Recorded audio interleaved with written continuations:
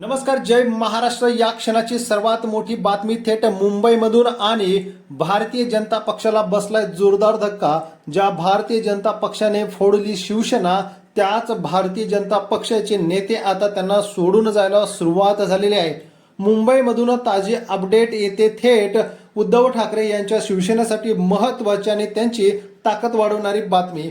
महत्त्वाचे पक्षप्रवेश झाले आणि याच पक्षप्रवेशामुळे येणारी लोकसभा, विधानसभा, त्याचबरोबर मुंबई महानगरपालिका की ज्याच्यावरती भारतीय जनता पक्षाचा डोळा आहे, मात्र या मुंबईची आणि शिवसेनेची एक वेगळीच निष्ठा लोकांची समोर आहे।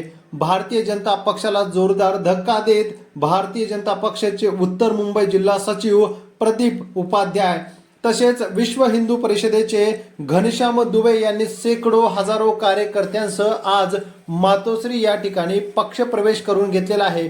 घनश्याम दुबे आणि प्रदीप उपाध्याय यांनी असं सांगितलेलं आहे की भारतीय जनता पक्षामध्ये आता निष्ठावंतांना आणि जुने कार्यकर्त्यांना महत्त्व राहिलेलं नाही, केवळ वापर करून घेण्याचं काम भारतीय जनता पक्ष करत आहे।